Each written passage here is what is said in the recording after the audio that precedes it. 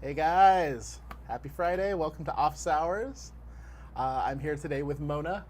Hi everyone, nice to meet you. Mona, do you want to give a little bit about your background, what you do? Sure, I am a video game attorney. I work with Interactive Entertainment Law Group. I've been with that firm for about 5 years, but I've been representing independent developers and people in the video game industry for about 10. So, pretty well established. Our firm handles everything that can be done in games except for litigation. So we do all the contracts and we do all the IP and we do all of the rights management and getting people better deals is basically our job. And we've gotten very, very good at it. So we are one of the largest practices in, we have one of the largest market shares in North America for the game space and possibly the world. Yep. And guys, these are OP Group's lawyers. So if you ever get a letter, we don't have to send them very often, thankfully. It is Mona and her team that are doing that. They provide all the strategy, the background. We've actually been working with them since before we started the company. Patrick, the ex-founder of IE Law, right? He was referred to us by some of our friends at game companies as just a great person to talk to as we're setting up, and we could not have done this without them. So thank you, Mona, for your part in that. It's my pleasure. And Mona and I are also going to be doing a panel at PAX West. I'm actually really looking forward to that one. We haven't really talked about it on the stream yet because we're just getting it finalized. But it's a panel with the FTC. So it's Ask the FTC about endorsement sponsorship disclosures, properly doing that, what the rules are, what the guidelines are, what's okay, what's not.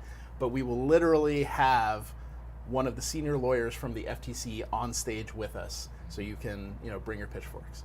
And in terms of what I'll be covering on that, mostly just how do the FTC rules play into your agreements with endorsers and with your contracting parties, and what are going to be your obligations with regard to those parties in terms of liability, limitations of liability, and how you can shield yourself with regard to that. And Gassy Mexican's going to be on it. He's going to also be talking about everything she just said to provide a counterpoint that he knows nothing about. No, he's going to be on there. We wanted to show a bunch of different perspectives on how disclosure works and working with the FTC. So we got the FTC. We got a lawyer that deals with the FTC quite a bit. We have me running it, and we deal with compliance and all of the reporting and things like that all the time. And then Max, Gassy Mexican, lives and breathes it every day, and at the end of the day, he's the guy who's got to make sure it's happening. So I think it's going to be a great panel. It's going to be Monday. It is going to be streamed, which I'm really excited about, so we'll be able to get it out to a bunch of folks. But come in person so you can ask questions, because I have some questions for the FTC. Me too. Although, unfortunately, probably not about the endorsement stuff, mostly about CVAA and how exactly that's going to be affecting my industry, because that's going to be fun come December 31. Absolutely. So today we're going to talk about video game law, we're going to talk about contracts, we're going to talk about how to protect yourself. We do have a couple of OP Group announcements first. The first one is that we've signed 2 new clients we announced today. And we've also decided to start moving onto other platforms. So we've started moving onto Facebook Gaming as well as Mixer. We did this for a few reasons. The main one is, and you can read our blog post about it as well, it has some more detail, but the main one is that as the market has evolved, these players are playing a bigger role in the industry, and they're driving innovation, they're driving challenge, and they're bringing new audiences in. So we're really excited to see this kind of competition. We think it's good for broadcasters, and we want to start helping the stars on those platforms succeed the same way we've done for sort of Twitch and YouTube people. So we've signed Darkness 429, who I think a lot of folks know because has been a Twitch streamer hanging out with King Gathalion and Professor Broman for a long time, as well as Syph on Mixer, who's just been in the game industry, in esports and things like that forever, and is just a freaking awesome dude. So if you're not following them for some reason on Twitter, toss them a follow, and we'll be talking more about them, as we go. But it's pretty awesome. Sir Slaw Raid, thank you, sir. So awesome to see you guys. Look at all of those. I think they're little Sir Slaws. Little Sir Slaw, tiny Sir Slaws. That is adorable. That's a great idea to have like make it look like you're in a giant audience. Sir It's Slaw, the wave. It's Yep. what this is. This is the wave. Oh, it's the wave, yeah. Sir Slaw is also one of our newer clients. If you guys haven't checked him out, you definitely should. He has a very good beard. He's also incredibly entertaining. Awesome dude. I see Kip Boga is in the chat. I see Wild is in the chat. Nice to see you guys. Thank you for coming. Caliverse. I'm pretty sure I played with somebody on WoW named Xanatax at one point. Oh, well. But I don't think that's them. Well, we can ask. Xanatax, was that you? Do you play WoW? Johnny Scar, nice to see you. And then, yeah. Okay, cool. That was all the announcements we have. I'm going to Gamescom, like, right after the show, basically, of the 3,000-hour flight to get to Germany. Tell Patrick I said hi if you don't see him on the plane. I will. We will hunt him down and have a kolsch. We'll be in Germany for most of the show, and then we'll be at PAX West the following week. And then we're going to spend probably a week just crying, hopefully into alcohol. But Unless you're sick in bed from PAX Plague. yes. Yeah, I had one time where it was the sort of back-to-back like this, and I got sick at the very end of Gamescom. Ooh. And then I got like another one in the middle of PAX. And I had to do presentations all day. I dropped my knife. It was really awkward in front of just a bunch of fans and children. If it makes you feel any better, I broke my toe the first day of GDC. Oh, that's good, because you're not walking around or anything. I definitely did GDC in hard mode this year. Yeah, GDC. So let's get into video game law. As always, if you have questions, you can ask OPG. Look, I even pointed at it correctly for the first time ever. Huh? Oh, see, we have it it's on the monitor. It says that Ask one. OPG. I see. Good job. So you can do that on Twitter, and then we can pop them up sort of right here. You can also ask in the chat, and we'll try to keep an eye on it there. But we want to talk about video game law a little bit first, just because I don't know how many people realize that we actually have a whole, industry of video game lawyers. People tend to just think of lawyers as lawyers. And can you talk just a little bit about video game law, what you guys do for companies, like how that generally works? Okay. So first and foremost, as Omid was saying, we do have, we are an organized, we are a pretty large industry just in terms of scope. We have our own bar association, which was actually founded by Patrick, my boss. And we are a pretty good mix of really wonderful people. And I've been very fortunate that, most of the attorneys that I've met have all been very honest, have had a lot of integrity, and are very zealous about advocating their clients. So I have a lot of good things to say about a lot of my colleagues, not just in my firm, but also a lot of the people that I've had the chance to be on the opposite table of. So Yeah. we're a good group. It's a really good and also very inclusive. Our Video Game Bar Association talks as, it's generally whenever you go to conferences or whenever you go to, trade show events, everybody on the panel is going to be white and male. We always have a really good mix of minority and females also participating in the talks. So I try to avoid talking at VGBA because I get tired of coming up with things to talk about.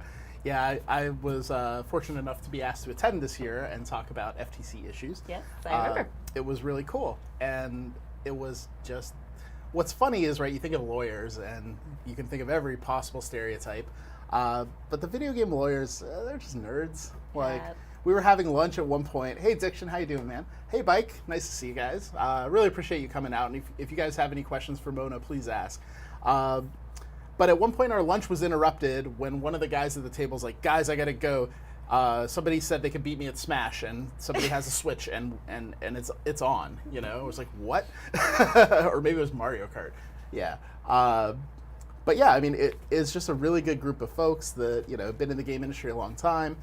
And it is nice. Like, we really don't get in a lot of fights with lawyers in the game industry, unlike other industries that I've seen. Okay, I'm gonna be honest. Lawyers get into fights with each other. Mm-hmm. I've fought with plenty of people, but we never take it personally, and that's how we can all still remain friends. Because I've gotten into massive contract disputes with people that I'm very, very, very good friends with, who've been my mentors and friends since I started working in this industry. and still my best friends. But yeah, we definitely ripped into each other and called each other some terrible things. Yeah, and so like Mona was saying, they don't handle litigation, which means they're not in the courtroom, drama. I have not worn a suit since my swearing-in ceremony, like 10 years ago. I haven't worn pants in years. I'm looking at your pants. Don't tell them that. It's part of the magic of broadcast. I'm not wearing pants. Okay. He's not wearing pants. See? But yeah, I mean, a lot of, when you click on the terms of service, right? Like everyone's played a video game and you see the 9 million page long thing. I wrote those. Yep. That's her fault. When you see a publishing deal, right? Like EA buys a game studio or starts working with a game studio to distribute the game. There's all kinds of rules and, complexity in that deal, in that arrangement.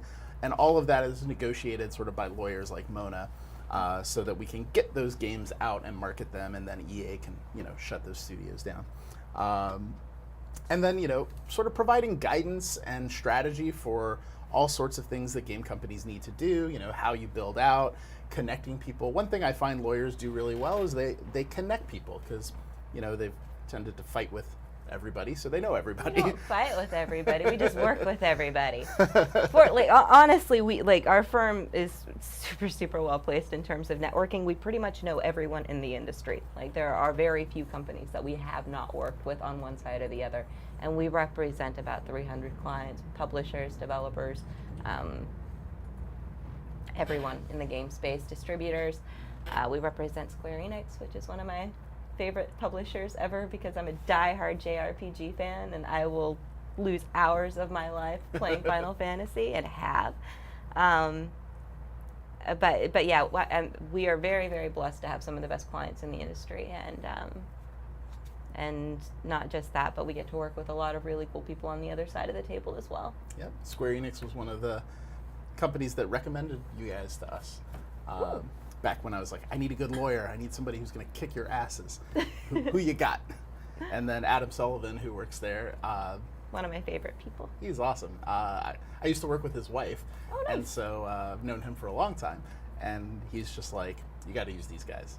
And we got like 3 or 4 people that just came back and said, you got to use these guys. Nice. And anytime. This makes me so happy to hear. I feel so warm and fuzzy. Anytime like I see that, where multiple people I respect are just like, this is the thing you want. It's like, oh shit, that's probably right. So we chatted with them, and yeah, like for us, thankfully we don't get in a lot of legal trouble, and our clients don't either. So we don't have to spend a lot of money with lawyers.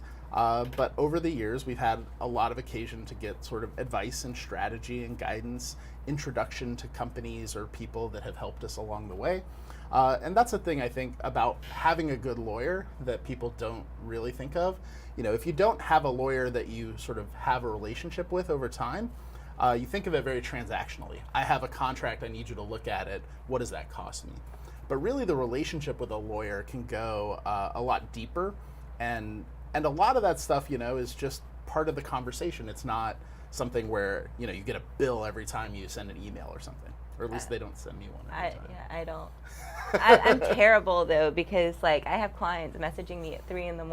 and hi Dave, and we'll just start talking about legal stuff, and I've never billed for anything like that. It's 3 a.m. I should probably bill for stuff like that, come to think of it. Yeah, I feel like after a certain time of day, it is just an auto bill. Like obligatory billing. Yep. But 3 a.m. and 4 a.m. was the last one. Yep. But, and that's the thing, right, is these folks work hard. They tend to work behind the scenes. You never really hear about the lawyers in the game industry. Unless you're Ryan Morrison. Yeah, Ryan Morrison's really good at putting his name out there. He's the video game attorney. Yeah. One of many. The video game attorney. Well. Actually, there's, it's funny, because somebody's actually trademarked that. And that's Stephen MacArthur. So. Interesting. Yeah, it's been a fun little bit of drama in the video game legal industry. Well, let's not talk about Ryan, but let's talk about theoretically how that works. What happens if you are using a name and somebody else has a trademark on it? That's a really nice segue. Nice. So when we're talking about trademark, we've got a few issues at hand. And first, we should probably clearly spell out what is a copyright, what is a trademark, what is Yes. a patent, because Because you don't know. I guarantee you, based on my Twitter conversations with people. what I've found is that, and it's not just that they don't know, we also have to keep in mind that international standards vary. Certain trademark in some countries is going to be treated more like copyright in, say, China or Japan, whereas in the U.S., trademark has a very specific role, and there's not a lot of blending between the three different classes of IP. In other countries, IP is tended to just be thought of as IP, and there's a whole lot more bleeding as between classifications. But in the U.S., at least, copyright covers things that are fixed in a tangible medium, and they have to be creative forms of expression. Now, how creative form of expression is defined varies, and it is fairly subjective. So courts tend to take a pretty hands-off approach to that. There are certain streams and things that I've seen where I would say probably not that creative and probably not that deserving of copyright protection, but the moment you put something in a fixed tangible medium, it's covered under copyright law. In trademark, we're talking about your brand, we're talking about your logo, we're talking about your like how you are identified in commerce, how you're identified on the marketplace. And you don't really have a trademark in your name until you actually start using it in the marketplace, until you're attaching it to a service or a product that you're selling. So you can get a preliminary registration for an intent to use to kind of preserve your right in your trademark or in your brand prior to starting your live stream, for example, or prior to becoming an actual affiliate, before you're actually making money on it. You can also file an intent to file a copyright application based on those same grounds. So, but when we're talking about copyright, we're talking about really the creative expression itself. And when we're talking about trademark, we're talking about the name that you're using to identify that copyright protected product that you're selling in the marketplace and how it's identified.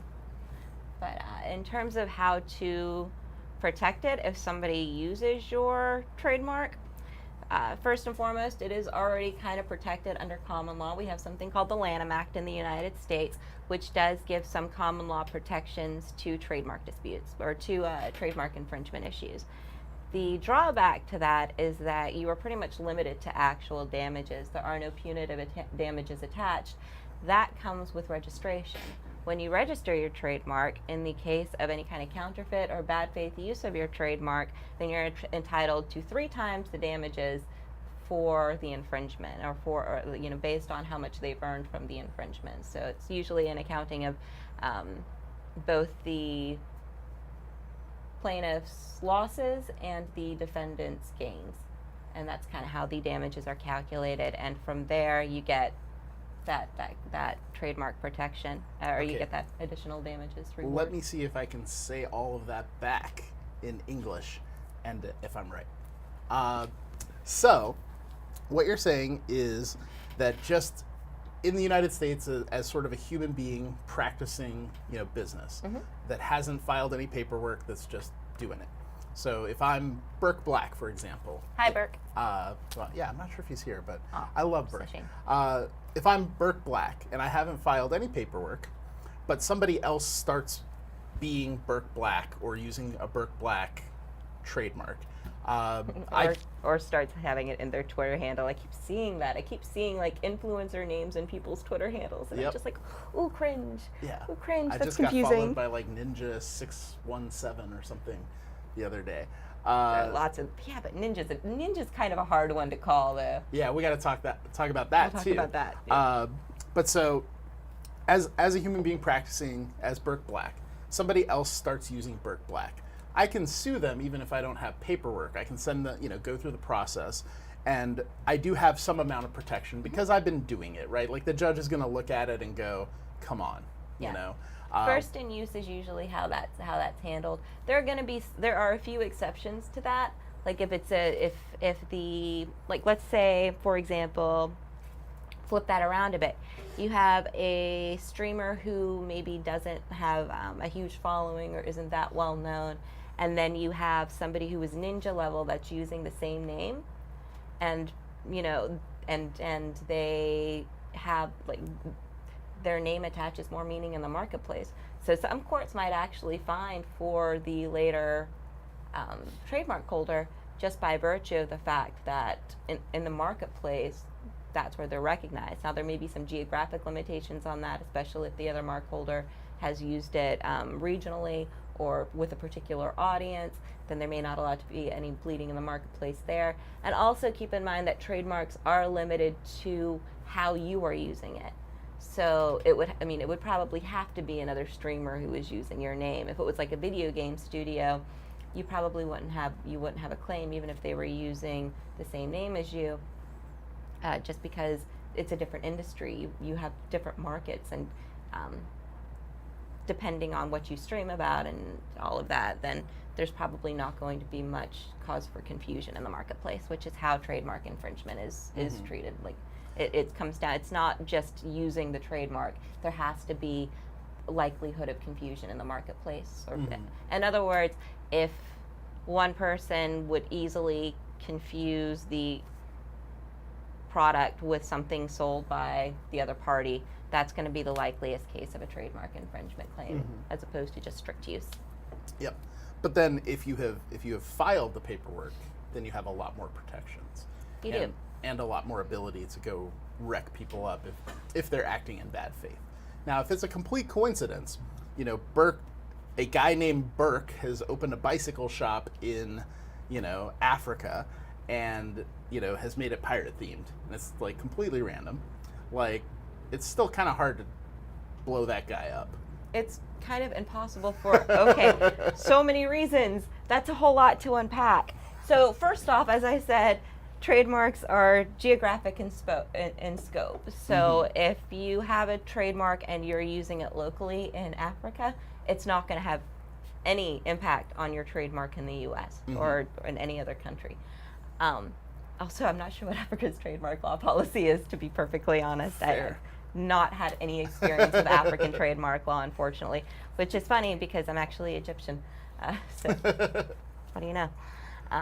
So here's a good question that's related from Kip Boga. What if somebody's selling Burke Black Pirate Brew energy drinks or using his face or emotes on another product? Okay, so what if somebody's selling Burke Black Pirate Brew drinks or using his face emotes on it? So if you're using the face and the emotes, then we're coming into the area of personality rights, not just trademark. I don't know about Burke Black to understand the Pirate Brew reference. His theming on his channel is he's a pirate. I like pirates. I should probably watch this stream. Oh, he's great. Okay, so if somebody decided to start selling Burke Black Brew energy drinks, that would very likely actually be a trademark infringement, because you are clearly identifying a specific individual or a specific trademark holder and implying that they are endorsing it. And there are some distinct protections, like you have disparagement and you have dilution protections for particularly famous marks in particular. And with those, you can have those extra protections against uses outside of your industry.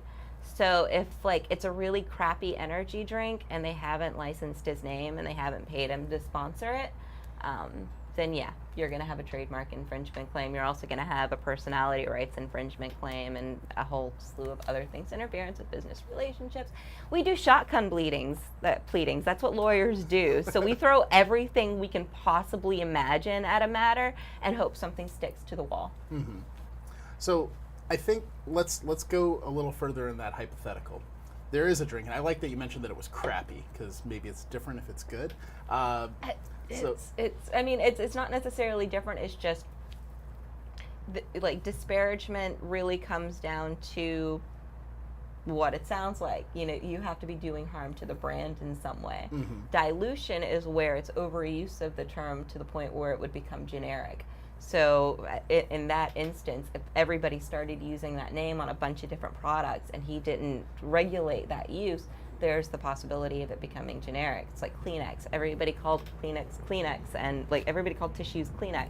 And because of that, it developed a secondary meaning, and that secondary meaning winds up trumping the actual trademark claim. Yeah, So you need to be careful. You actually will hear companies like Google sue people or sue businesses. For saying Google it. Yeah, for saying Google it because they don't want to lose their trademark and their right to that name. Same Well, for like it's- Xerox, right? It's funny because if Google, whenever the use is specifically for Google, it's not a valid claim for them to make because all you're doing, I mean, that's a fair use claim, that's fair comment. You're just referencing the existence, the fact that this thing exists and that you can go and search things on it. Now, if you're using Google generally to just apply it to any search, like searches on Bing or something else, then you would have a matter of trademark dilution or trademark Got it. disparagement. Sequisha, thank you for the raid. Welcome. What's a Oh. raid? A raid is when a bunch of fantastic people that were watching a different channel, that channel may have like wrapped up their stream for the day. So instead of just saying, I'm out of here, go to hell, they say, hey guys, like I'm wrapping up. If you guys want to watch something else, I recommend you go watch this guy. And so Twitch recently has actually built it into the programming so you can /raid and it sends your audience over. That's awesome. And then typically when somebody does that, everybody comes in and says hi and is nice. So welcome guys, really appreciate it. Welcome, hello. Yeah. And every time I hear raid, all I'm thinking about is like wow Yeah, and we gotta go. and Ragnarok. Just remember WoW days. Yeah, but when all those guys were doing the wave earlier, that was also a raid from a guy named Sir Slaw. Oh, that's cool. Um, That's so neat. Okay, hi everybody. Yeah, it's like a cool sort of thing that Community developed on thing, Twitch. yeah. And the first time it happened to me, when I didn't know what it was, and I'm watching it, everyone's like raid, and they're dropping pictures of bombs and stuff, and you're like, what the hell? Like, Like, do I need to run? Like, are we am gonna I being die? DDoS? What's going on here? Yeah. But guys, welcome. Today we're talking all things law related to influencers, contracts, the video game industry in general. Mona is with the firm that represents OP Group, and she is dropping some serious knowledge on the channel today. So please feel free to ask your questions, hang out, toss us a follow if you're not following us, and yeah. So back to trademarks. So one thing I think, there's two questions I have about this that I think the audience is probably very interested in. The first one is, okay, I understand that trademarking is good, but lawyers are expensive. How much are we talking here? Like, what do I need to do? It depends. So, first question you need to ask yourself is, how are you going to be using the mark? If you are going to be using it on for multiple things, if you're using it for merchandise, if you're using it for video games, if you're using it for your live stream, like the more you use it, the more it's probably going to cost you to protect it because the fees for trademark registration are based on class. So I think you get like for each additional class, like you get your first one included with the trademark registration, but any additional class you have to pay an additional fee for. It also depends on when you decide to register. When you file an intent to use application, it's about $100 more than when you wind up having to file twice because you have to file your intent to use and then you actually have to file your trademark. So you wind up paying not necessarily double because the intent to use application is a little cheaper, but it does add to your fee. I think it makes the total $350 as opposed to $250 or $275. I do not keep track of USPTO fee schedules. I really should do that more. So we're talking a couple $100. Well, not including attorney's fees if you decide to do it through an attorney. Fortunately, in terms of government websites, the USPTO is really well done by comparison. And I say this strictly by comparison with other government websites. It is not necessarily intuitive, but it does have a lot of resources and it does offer a whole lot of instruction, and the FAQs are pretty well designed. So trademark registration on your own isn't impossible. The places where you might run into trouble are going to be, how do I describe my product? What classification do I use? And honestly, if I'm not filing your trademark and you just want to know those questions, just hit me up on Twitter and I'll probably let you know. Yeah. Well, guys, 'Cause I'm way too nice. first make sure you're following Mona on Twitter. Her thing is right there. But also that makes me think we should probably just write something up, like a how-to for the blog or something Well, like that. the only and- problem with, well, actually, no, we could do that because there is a resource on the, if you're registering your trademark online, there is a resource you can use to search for the appropriate description you would want to use for your goods. Because somebody else has probably registered a trademark for the same kind of product that you've done, and they've made a better description for it. So those are the ones that you know are going to be approved by the trademark office because the trademark office is giving it to you. Yep. Hey Quintus, how you doing? Professor Broman, nice to see you guys. Thank you for stopping by, and welcome everybody. It's nice to have you guys. Okay, so the second question was, I've done all my work. I have my trademarks. I feel good about them. Somebody is making the Burke Black energy drink, and it has my face on it and stuff like that. So it's not acceptable. What is the process? You know, because I think most people think you just call your lawyer and your lawyer goes to a courtroom and sues them.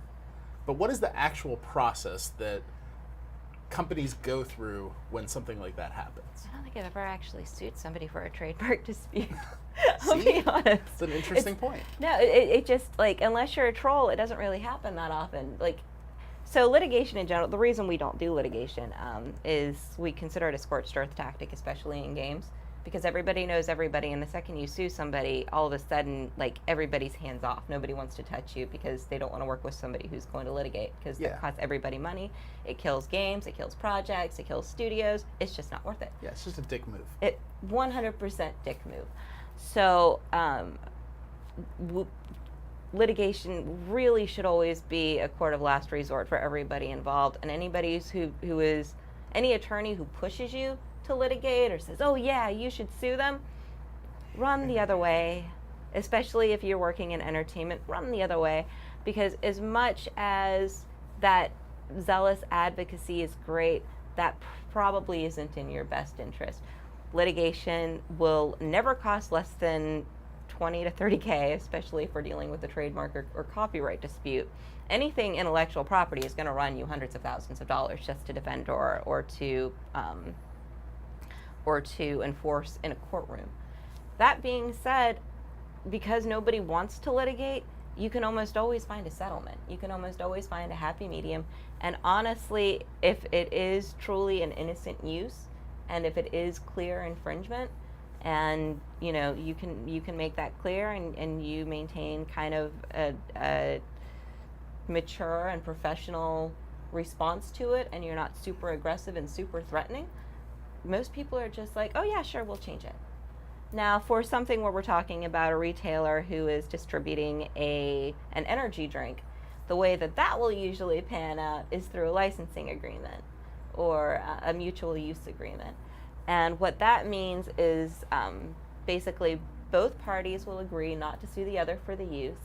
And in the licensing, context, they would license Burke's name and give him lots of money in order to continue using his name on their products. And they would probably pay him to do promotions, and he would wind up becoming even more famous, and he'd have like a lifetime supply of energy drinks, which everybody needs.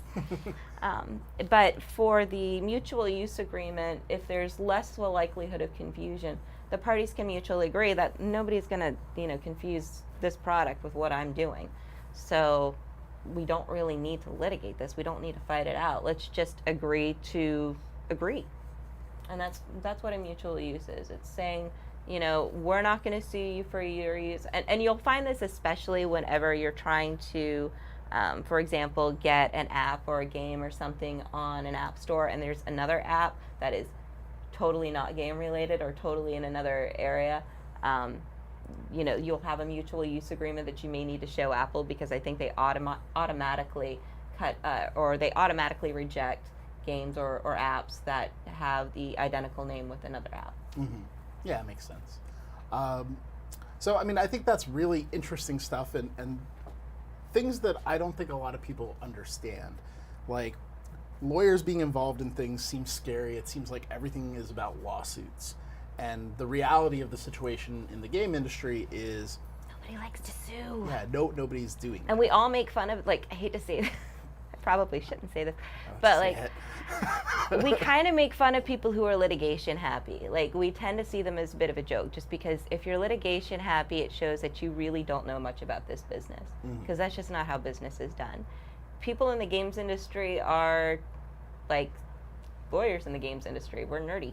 You know, we like to get along with people. We get super enthusiastic, and like all we want to do is just like play games and get along and make games and have something really, really cool come about it. Like, that's why I work in games. I don't work in games to kill games. I work in games to see them happen, which is why I do contracts to build relationships instead of litigation that breaks them.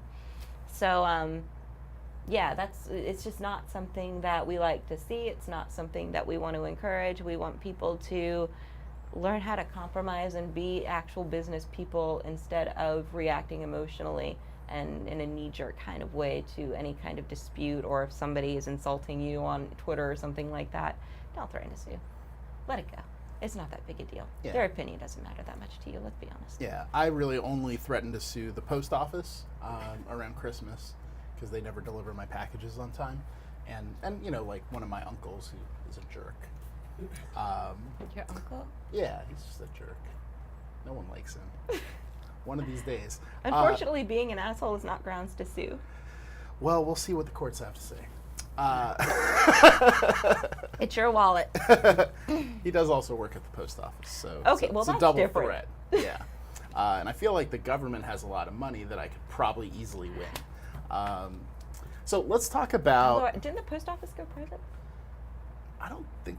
I don't know. I have no idea. Private. All right, we're finding out. Are we Googling this? Here's a situation. I won't name any names. What if your name, your brand is infringing on a trademark of something else?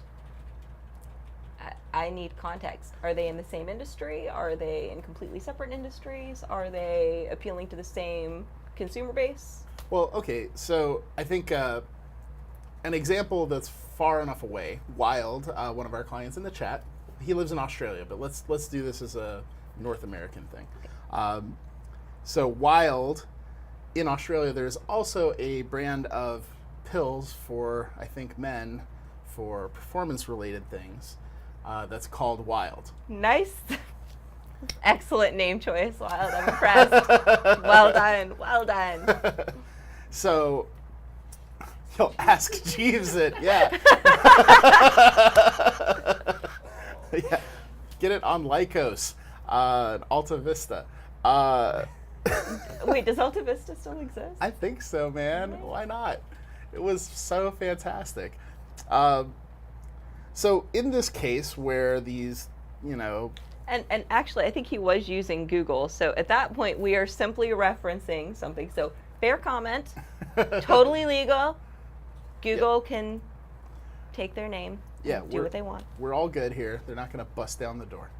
But so what is your level of risk if you're running, like you're in this situation? Your name is Wild. There is a product called Wild that, So here's where we have to I have to take off my lawyer hat and put on my business hat. Because the reality of the law is that who is right and who is wrong doesn't really mean shit. Excuse my language, I probably should. No, you Okay. feel free to swear on the show. We I'm safe. I cuss like a sailor, it's a problem. Or a pirate. If we sort all the pirate is a subset of sailor, right? criminal enterprise of sailing, I Yeah. think is how we can look at that. But in that case, the issue isn't so much who is right and who is wrong, because I think, actually even under Australian law, because we do represent Australian clients, not going to be an issue because they operate in totally separate markets. But the reality is that just by using the name and being on somebody's radar, you can expose yourself to a cease and desist action. They may, try to threaten to sue you. And if you're unresponsive or if you're hostile in your response, then then you may have difficulty coming to that, like to the place where you want to be, which is going to be a mutual use agreement, where you're saying, I'm not going to sue you for your use, and you're not going to sue me for my use, regardless. Yeah. You know, we're both waiving our claims on this. We're both okay using this. It's not causing a conflict, and we'll make it very clear that we will not be bleeding into one another's markets. And that's a big core factor of those mutual use agreements, because ultimately they don't necessarily want to stop your use of the name. They want to stop you from using it in other ways that may implicate their brand. So what they're trying to broker in those mutual use agreements is saying, you stay in your playground and I stay in my playground, and everybody plays together and everybody's happy. All right, you're going to have to cancel those pills, Wild. That's what I'm hearing. Focus on energy drinks that have performance-enhancing things. That's a completely different category. Performance enhancing is going to be the kicker on that one. I don't think it's going to be pills that's the issue. All right, well, you're screwed, Wild. It depends on what performance you're trying to enhance. Yeah. Just put that out there. Just pick a different one. Yeah. There you go. Okay. But this becomes more, you have more risk if, for example, his name was Wild, and Wild Studios is a very prominent video game company that's existed for 30 years. Yeah, there's a little bit more bleeding there because they tend to share the same audience, and it's not going to be so much an infringement claim because they do operate in different markets, and it's unlikely that anybody's going to confuse Wild Stream with a video game product released by Wild Studios. So the crux of that is going to come down to how well known is Wild Studios, how well do they protect their trademark, and also whether or not there's going to be a lot of bleeding, or whether or not it's implied that by using the name Wild, it's assumed that he's endorsed by that studio. Because that's really what they want to prevent. They want to prevent their name being tied to things that they may not necessarily agree with, or that violate their own policies and values and principles. And this is all great. I think there's a lot to learn here, because one of the sort of stereotypical ways people think about trademark is Starbucks sending out cease and desists to like everybody in the universe. Yeah, they're kind of dongs from what I hear. But you know that their coffee sucks. You heard it here.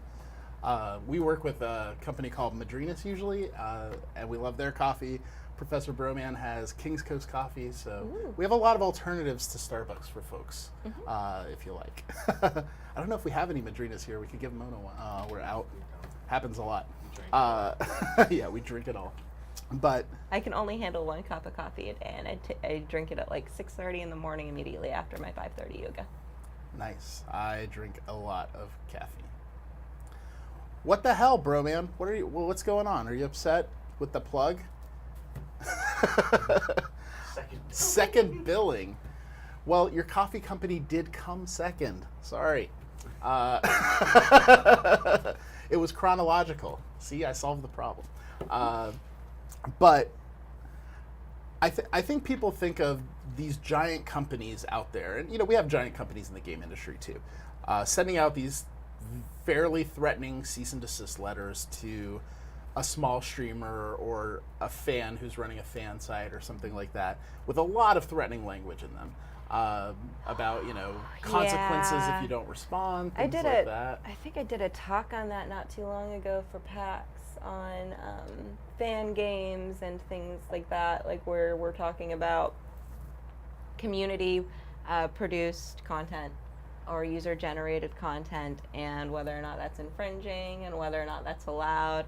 And really it comes down to the studio, because I mean ultimately, I hate to say this, but when you're using their content, when you're using their characters or anything like that in fan fiction or your own comics, then you are technically violating their copyrights and trademarks. So they're well within their rights to make those claims, but the thing is, it just makes them look like assholes. So for the same reason Starbucks is an asshole, I just think those kinds of trolls in general, I feel like what video game companies should be doing is really engendering those communities, really saying to their fans, please make stuff for us. We want to see what you think of this. Like, we want to see how you interpret what we've created. And that's one of it's like the best free press you can get. Like, why would you cut off that possible, like, it just doesn't make business sense, and it also makes you an asshole. Yeah, it blows my mind. I've worked at a lot of companies where the community has somehow or another made the game or the product better with a lot of effort. And then watching the legal team go in and like try to smash it for, whatever reason, it's just like, really, guys? Like, now I got to go out and answer questions about this for the rest of my life. There are going to be, there are some cases where, people will have legitimate claims. For example, clone games are a really good example of a legitimate claim, because those are really just intended to cannibalize the other app or the other games. You're talking about like Clan of Clashes, where the game is like it's extremely basically similar. It's just a reskin. I mean, all you're doing is taking the base game and the base game mechanics, copying them wholesale, and then just applying different colors or a different asset scheme in terms of art. Oh, so a relevant one was Fallout Shelter and the Westworld game. Yes. Right, that's what we're talking about. And in terms of look at PUBG and Fortnite and that hot mess. That's a perfect example of somebody claiming a clone game, which is effectively taking identical game mechanics and putting a new skin on it, which isn't really fair, actually, in that context, because Battle Royale, come on. Who else has seen that series of movies, like the Japanese Battle Royale movies? Yep. Like, it's a thing. It's something that's been around for decades. Like, we all know what Battle Royale is. This is not a new genre of combat by any stretch of the imagination. It's literally warfare. So, not something that you can really stake a legal claim on, but blessed for trying. Yeah, well, it also just cracked me up that, Tencent basically owns both of those companies. So they're just suing themselves at this point. I think we need to distinguish between investment and ownership. Yeah. But in any case, it made me happy. It's like, oh, look, very similar games, very similar ownership interests, and you guys are fighting. But to be fair, Tencent owns a little bit of everybody at this point. That's true. This show brought to you by Tencent. Yeah, actually, no. I spent, I think, the first half of this year doing nothing but transactions, and a good number of them involved like Tencent, like all investment transactions, M&A, acquisitions, due diligence, which is a nightmare, and Tencent is king. And they're also, I love saying this, like, they are one of the easiest companies to work with, especially as a developer. They are just very helpful, and they do not do land grabs the same way that a lot of investors do. They are really, really fair to their developers and to their publishers. So I don't really have anything bad to say about Tencent, and I kind of get a little bit iffy whenever people say bad things about Tencent, because it tells me that they have not done a deal with Tencent. Yeah. We do a lot of work with Tencent through many different tentacles of them. Surslaw, you had a question. Could you give me an example of that question? Also, it fell off the screen, so I can't see it anymore. I can't see it. But it seemed like a good one. Tencent is not scary at all. They really aren't. There are far scarier investors out there, but I can't name names. Yeah, I think probably what Bike means there is that they've come sort of out of nowhere from the public's view to own everything. And they're now so massively, the stats on how much M&A stuff, I think I wrote it down from the Bar Association Summit. It was like a third or 40% of all the money that was moving was just Tencent. Just a crazy amount. It might have been higher. And, they are just literally buying a huge chunk of the game industry. So it's good that they're good. you know? They are, and I've been very fortunate to work with them as often as I have. We don't represent Tencent, so I'm not like pushing a client or anything like that, or saying, yeah, you should sign up with Tencent. but like I can honestly say that I've loved doing deals with them, and our clients have been super happy with them, which is why I love doing deals with them, because that means it's a deal that I probably will never have to deal with again. It'll never come up in litigation. We're never going to have to look at it to determine whether or not I accidentally included something incredibly vague. No, Bike Man, Mona cannot get you game keys. Okay, if you need the game keys, just drop us a note. We'll figure it out. I'm sure we can figure out how to get Lost Ark online. I do get a lot of game keys, though. Not gonna lie. All right, Mona can get you game keys. And we're gonna post her email everywhere. Don't you dare. Don't you dare. Yeah. You know, and you can just hit her up for them. Follow her on Twitter. You can ask her for copies of any game. She has all of them. She will send the 100th person who follows her a Switch. I hate you right now. No. Two No. Switches. But I wish I could. I actually do wish I could do that. I'll talk to some it clients. would be nice. Yeah.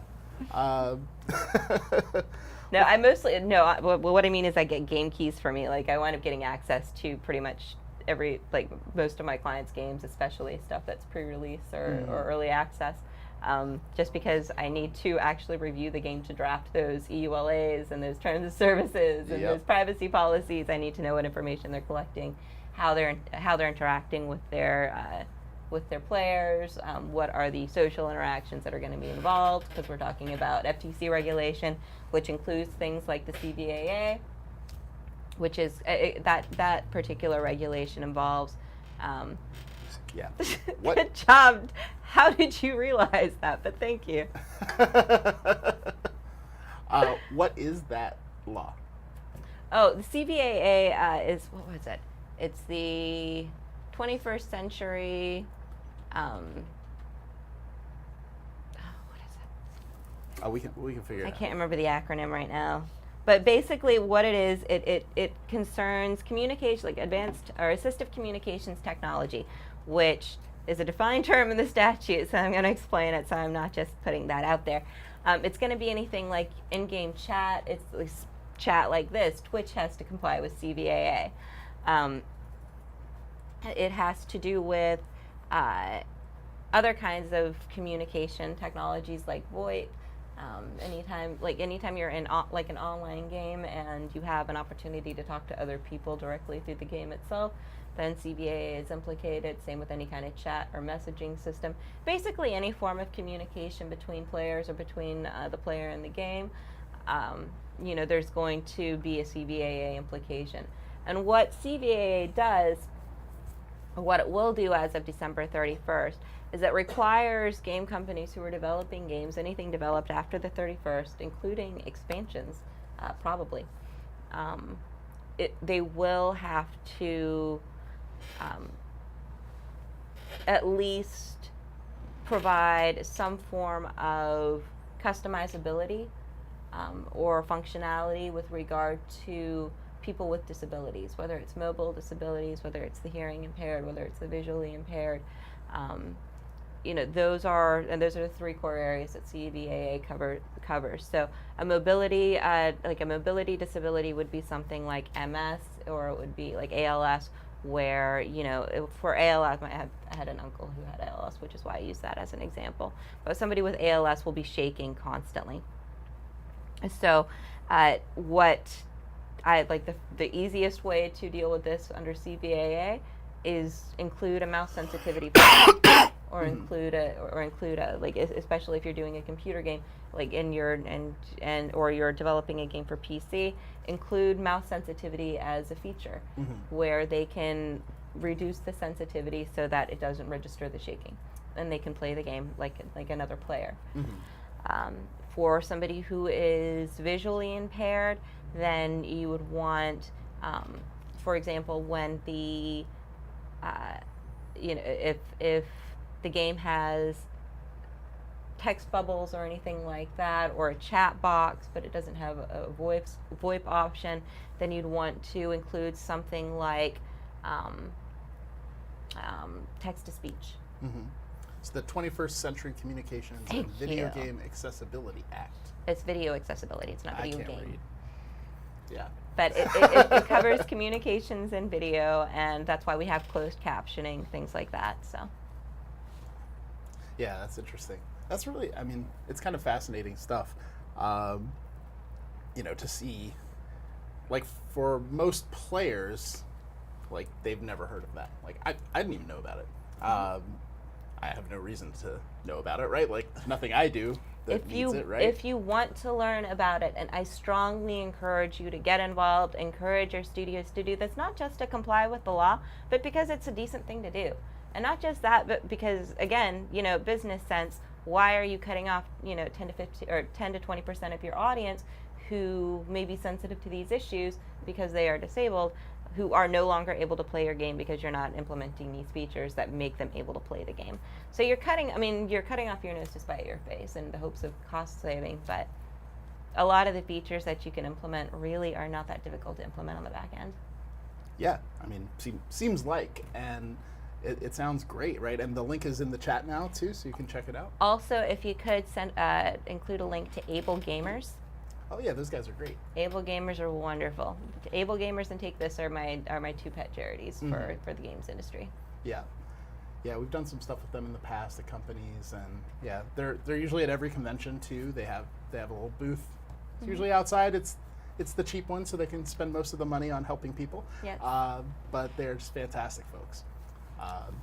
Well, they have a lot of guidance on CBAA, so if you are interested in learning more about it, or if you are a developer and want to look into compliance, definitely check out Able Gamers, and there's also a company that handles a lot of this stuff that I interface with pretty frequently called Level Access. Level Access, interesting. Yep. No, that's really cool. If you really want to get into regulation, I could tell you about GDPR. I don't think we want to talk about GDPR. Nobody wants to talk about GDPR. I don't want to talk about GDPR. That one's it's my over, job to talk about GDPR. Yeah, that one's over, man. Like, No. that's already done. Like, we got our notices as players. We all saw them. We clicked OK. And nobody read a over. goddamn thing. That's right. That is accurate. That is absolutely accurate. I read them all. I've actually drafted several of those privacy policies. A lot of them. I know we were talking about it because I wanted to make sure that we were also GDPR compliant at OP Group. I don't think I've actually looked at your policy yet, so I don't know. Yeah, we'll show it to you. Okay. We'll talk. But it's a very private privacy policy. Keep it very under wraps. Then you are automatically in violation of GDPR. Yay! Good job. Hope no one's recording this. Let's see. Twitches. Let's see. What else were we talking about before this? We were talking about how, we got onto this because of threatening cease and desist letters, Yes. right? And I think in the public mindset, right, it feels like companies send these out and then they just crush people. Mm-hmm. But so, as a streamer, you are reasonably likely at some point to get a cease and desist letter. You're more likely than the average person. What should you do? Actually, we don't get the cease and desist letters. It always goes to our clients or to other people. We send the cease and desist letters. Yeah. I spent, I think, the first 2 years of my career doing 60% cease and desist and enforcement actions. Nice. No, it sucked. I felt like a horrible human being. That's why I now just do exclusively games. Yeah. So when those horrible human beings send out, They're not. They're good people. They're just doing their job. they're bad people. They definitely are. They're zealous advocates. So I'm a broadcaster, and I wake up one morning and I check my mail. I open a letter that I don't really understand, and then it's a cease and desist from some company, and it's threatening me with lawsuits, further action, all of these things. What should I do? Call a lawyer. No. Call a lawyer. Well, it's good advice. Right? Just as a baseline, just give me a call. Mm-hmm. But or not me specifically. You would call me specifically, right, because I represent you. But and I'm not saying that you automatically want to lawyer up. I'm saying you want to talk to someone who can walk you through this process a little bit, even if it's just an initial consultation, because they will tell you how to calm the fuck down, to not get overwhelmed by this, because 9 times out of 10, what will happen is those cease and desist letters will go out, that party will panic, They will immediately take down their content without even interfacing with the other party. And suddenly they've lost all of their subscribers, or they've lost a substantial amount of revenue as a result of that. A cease and desist is actually taking a risk, because when you send a cease and desist, you're opening yourself up to a very special kind of legal action, and it's called a declarative judgment action. And what that means is that just by virtue of receiving a threat to be sued, you can sue that other person just so the court will say that person doesn't have the right to sue you. And that's what a declarative action is. So that's why cease and desist letters actually should, be taken with some care, because you are exposing yourself to litigation just by sending one. Not in all cases, but I would say in about 8 out of 10 cases, most cease and desist letters are drafted to threaten litigation or to say we are going to sue you. And at that point, declarative judgment action becomes available. So there's that. You have that, you have that little shield with you. Like, if you're really scared about it, well, you can always just file a declarative judgment action. But again, litigation is a court of last resort. We don't want to go there. So what a lawyer would probably tell you to do is say, hey, take it easy, take a deep breath. This is not the end of the world. Don't do anything just yet. Let's come up with a way to respond to this. Because what I've found is that when you actually respond, they kind of get scared off the whole thing. And they're just like, because if you actually say, okay, like if you call their bluff, they're not going to take it anywhere, especially a game studio, because like we said, game studios don't really want to litigate unless they have terrible counsel who are telling them to litigate everything. It comes down to picking and choosing your battles. So unless you are wildly successful in making buku bucks off it, at which point you can probably protect yourself, you can't bleed a stone. They're not going to get anything out of you apart from getting your content down. And once the litigation starts, you're probably going to do that anyway. So they're spending hundreds of thousands of dollars on something that nets them zero. Yeah, and I think this is really fascinating for people to hear, because we think of these big companies as like, oh, well, they have infinite money, they can spend money on lawyers. Like, I'm just like one guy, so I don't have infinite money for lawyers, and like they will go until they crush me. Nobody has infinite money for lawyers. I can tell you that for free. Sorry, that was a terrible joke. No, like it's only funny because it was so bad. Yeah, but I mean, it's interesting because I think law for most people, like this aspect of the business, is so far removed from them. They don't deal with it. Like, most people never get into a legal dispute in the game industry. That are streamers that are watching this show. So because of that, it all feels very intimidating and very, foreign. So to hear that you get a cease and desist letter, this is not time to like set your house on fire and delete Facebook and run, but actually this is like, all right, like. And I mean, like, old school, it's not even that old school, I'm sure some people still do this, but like there are companies who will send people to your house. Mm-hmm. And like, people in suits, or lawyers to your house. Like that to me that would be horrifying to anybody, no matter how you look at it. So yeah, they are definitely bully tactics, and it's kind of a horrible thing to do, and it's not really, it's not endearing you to anyone, that's for sure, but it is effective.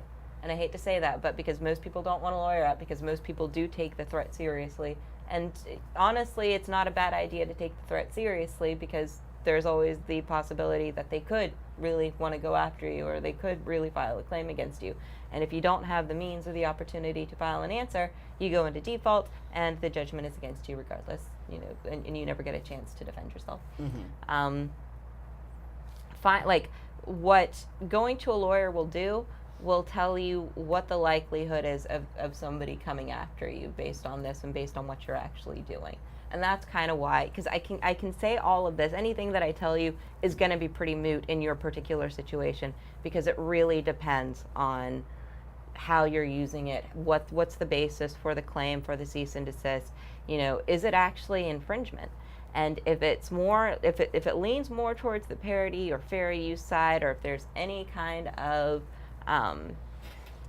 First Amendment claim or any kind of defense that you can raise, the likelihood that they are actually going to sue you or really pursue this drops dramatically, because they know that the cost to do that goes up much higher, and they also know that if they are kind of acting in bad faith, or if there is a colorable fair user or fair comment defense, then somebody is probably going to be willing to pick it up, because we have things like the EFF who will jump on cases and file amicus briefs and help fund litigation concerning these kinds of matters. So companies need to be pretty mindful, because there are people who are willing to step in and and take up your banner if you can't afford to. Yeah, and it's all really good. I mean, to me, another way of thinking about this or thinking through this is, because companies will understand in most cases they're not going to get tons of money by suing you. Strategically, what they're doing is they're sending out the cease and desists, because it's going to work 90% of the time. It's just going to work to get the content down. Yeah. I mean, that's what they want, and they don't need to be right for that to happen. And that's what they rely on. They know that they don't need to be right. They know that the money is a big enough threat. They know that their lawyers at your door is going to scare the shit out of you, and you're going to take down your content, regardless of whether or not it's infringing, regardless of whether or not it's a valid claim. And you can't blame people for taking it down. You can't blame people for not lawyering up. You can't blame people for being scared. But if you are watching this and you do have that opportunity to talk to someone or talk to an attorney, then by all means do so. And if it does happen to you, again, message me on Twitter, and I will tell you to calm the fuck down, and everything will be okay. And I hope if we learn nothing else from this stream, it's I cuss that. a lot? Yeah, you cuss a lot, but there is a reason to pay lawyers. And if you look at the sort of thoughtfulness, the sort of 360 perspective on all of these things, and again, the fact that there's not cookie cutter advice. You get a cease and desist. It's not like, take step one, stand up, yell, take step two, do this, right? Lawyers are terrible at answering questions. I'm just going to put that out there right now. We're horrible, because there is no yes or no answer in the law. It's always, it depends. Mm-hmm. Always. Anybody, like any lawyer who says yes or no, or says like definitively, oh yeah, that's definitely fair use, full of shit. Yep. Just going to say that right now. Always full of shit, because they don't know. That's the judge's job. Like, the judge decides whether something is fair use. Up until then, it's just an affirmative defense, and you actually have to go to court to use it. And nobody wants that. So who cares? Yeah. And I mean, these things are all really interesting, because everybody views like the law as black and white. Like, this is what's going to happen. That company has a copyright or a trademark. I don't.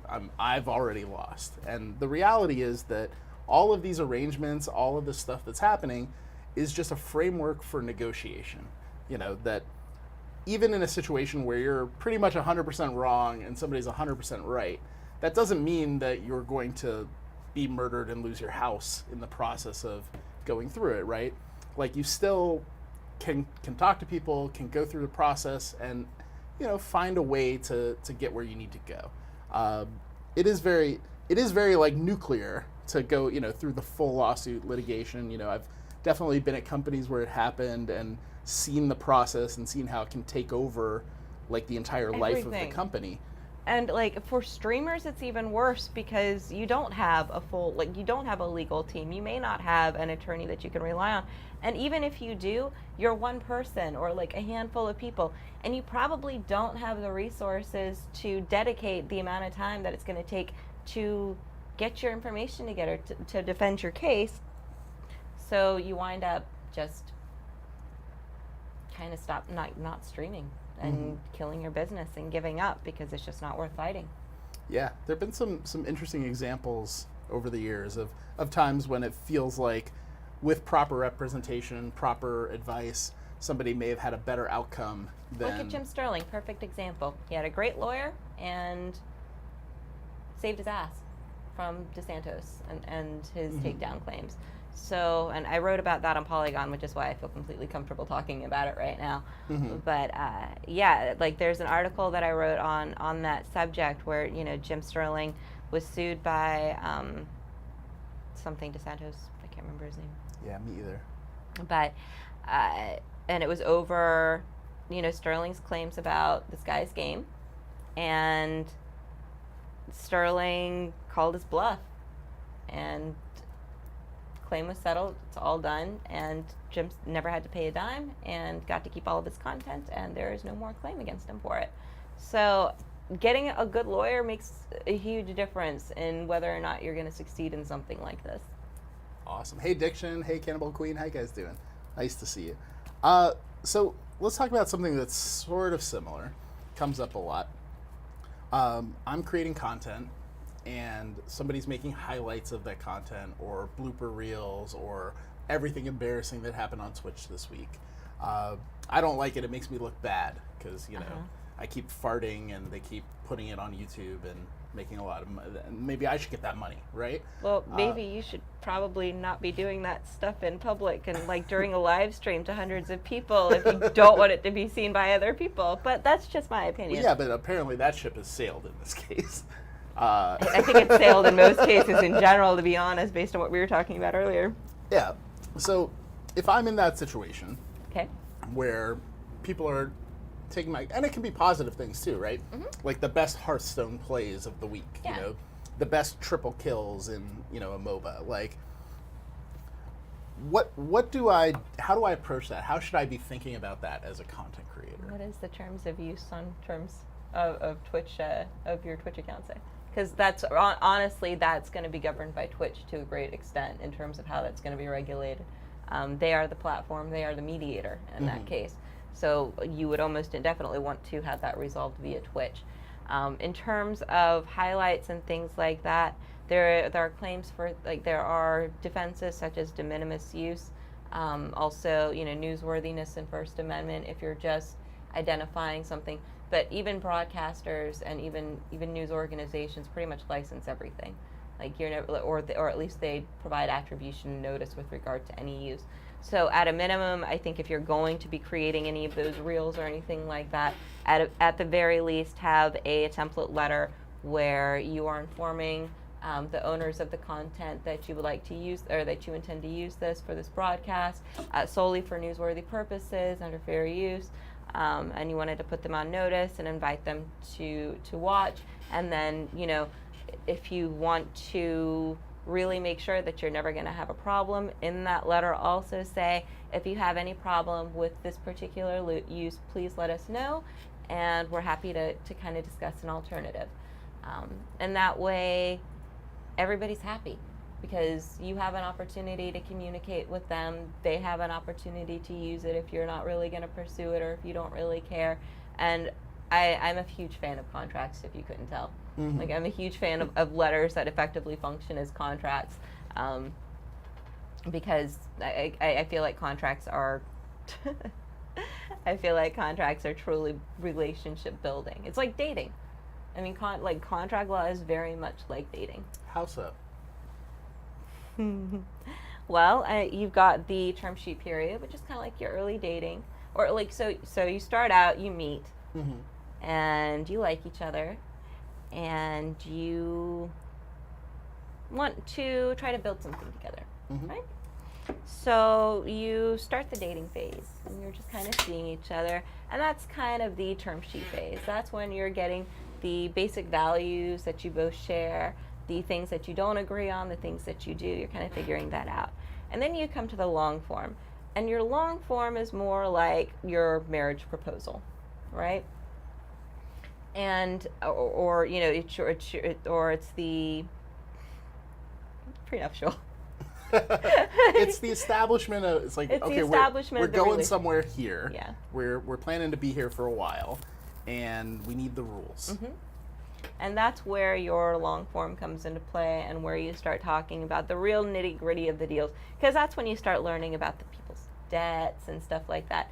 Now, you know, I will say that, like, the long form for something like A publishing agreement is going to like a one-off publishing agreement is going to be more like an agreement to go exclusive, whereas something like a joint venture and investment is going to be a true marriage, a true marriage proposal, because in those cases you do get to see each other's dirty laundry, thanks to due diligence, and you wind up learning way more about companies than you really want to, which is also seems to be what happens in marriage and why like 50% end in divorce.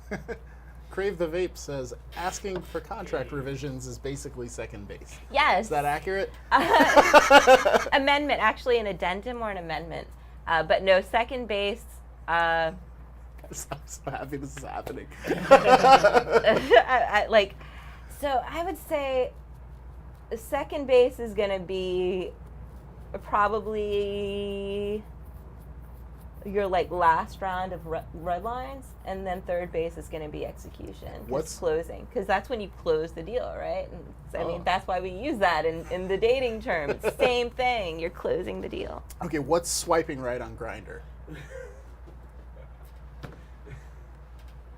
How the fuck do I know? I don't use Grindr. I have no idea. What's swiping right on Tinder? Like, well, I don't know if swiping right or swiping left is bad. Which one is it? I think it's the good one. That's So I want this. So swiping right on Tinder would probably be. It's an agreement to meet. So it's like the agreement to negotiate a term sheet or to negotiate initial terms. I would Oh, say. okay. So it's like the email. It's like we're talking. recording, yeah. Got it. Yeah, it's like that initial email. Hey, let's meet at GDC. Hey, let's meet at PAX. This is nice. Right? I'm having a great time. We should try to do more long analogies of various things on this show, because it's fantastic. You can blame Patrick or you can thank Patrick for the dating analogy, because I think I got that from him, and I'm pretty sure he got that from somebody else. Yeah, I can't imagine listening to Patrick explain that. I think he actually does it better, but I think I'm more fun when I talk about it. Well, it's definitely the most fun legal conversation anybody watching this show has ever had. I'm gonna speculate that's You true. should probably watch more of the stuff that I talk about whenever I'm talking about the law, because I crack jokes like nobody's business, and I try to compare everything in real life or everything in the law to something in real life, just because that's really the only way a lot of people can understand it. Mhm. So I'm sorry for like doing the whole legal analysis discussion with all that legalese, but generally, especially when I'm talking to clients, I'll turn everything into like a real case scenario, and I'll use like their games as examples, or the dating analogy or similar analogies like that. Yeah, I mean, we always try. Yeah, we try to translate complicated ideas into the language of It's like if you talk to someone who works in marketing, they're an idiot, right? And I know some really smart people in marketing, but go ahead. I mean, I used to work in marketing. So. See? That's the point. No, but so I'm an idiot. No, but you always want to find the language that people are going to understand, and put the concepts into that, Mm-hmm. right? And it doesn't matter what you're doing. And I think that's something that streamers are actually really good at, is sort of pulling things together from disparate sources and kind of giving people a way to look at something that maybe they haven't seen before. Comparing games that way, like talking through, if you spend a lot of time talking about why this game is different than this other game, right? Like you have to get into a lot of really complex sort of communication strategy. And it's interesting to me because I think with lawyers, one of the things that I've always found is when I've worked at a game company, everybody's like, oh God, I hope the lawyers don't get involved. Like, this is going to be bad. I always like when the lawyers show up, because the lawyers always seem to make sense. Like, they seem to not be, emotional about it. They seem to be like... it's like, Depends on your lawyer. yeah, I guess that's true. I feel like I've always had good lawyers everywhere I've worked. I'm taking that as a massive compliment, and thank you. And, it's just... I always like go up there, I would go to, at like Sony Online, right, like Olivia Malmstrom and David Yosefi. I go in there and, they just start laughing the second they see me. It's like, okay, what now? And I'm like, yeah. So here's what happened, but it's always this, constructive conversation, and it always provides a different perspective, right? I like, we just hired a new accountant, for example. His name is Josh. He's sitting right there, so he can probably hear us, but he's probably not in the channel, so he's getting demerits. But we like to hear things from his perspective because he looks at the company completely differently than I do. So, just even if you can afford it, if it's something that is relevant to your channel, like find and build a relationship with a lawyer. Or just make friends. Like, we're people too. We like having friends. It gets lonely being a lawyer. People hate us. It sucks. No, that's not true. Actually, I have a really wonderful community of friends, and my clients love me, and so I feel pretty blessed there. But like, truly love me. Like, I get texts from one of them saying, "Love me, you coward," in like all caps. "Love me, you coward." That's nice. Let's see, what else? Fun clients. We haven't really talked about contracts yet, I've noticed. Well, what do you want? Okay, You wanna do so that? yeah. Oh, there was a great question that I saw on Twitter about red flags in contracts with regard to creative control. And I promised to talk about that, so I desperately want to get onto that. Let's do it. All right. So, I almost I wish we had a whiteboard because I feel like I need to itemize this. Well, if you don't care about erasing things, everything is a whiteboard. Yeah, but those are really pretty screens, and I don't really want to mess them up. Thank you.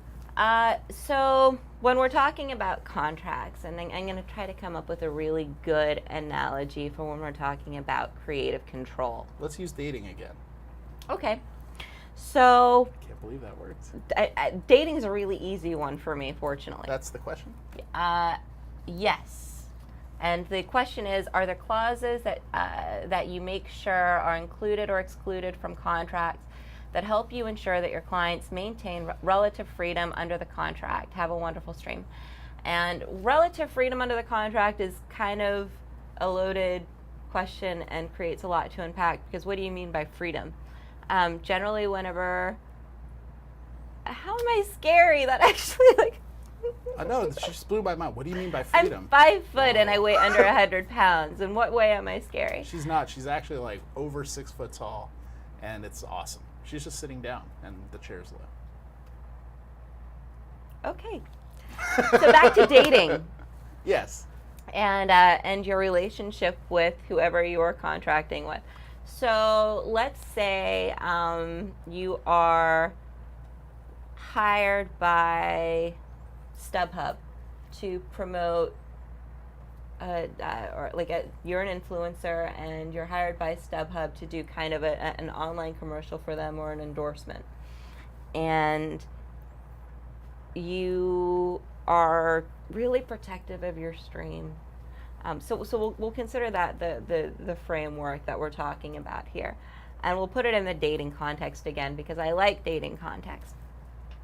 So, this amazing, successful, wildly popular person/brand is coming to court you, and you're really enthusiastic and you really want to put your best face forward. But we all know how that really works in dating. When you're overeager, when you're really thirsty, when you're really obvious, people tend to get creeped out and want to back off, right?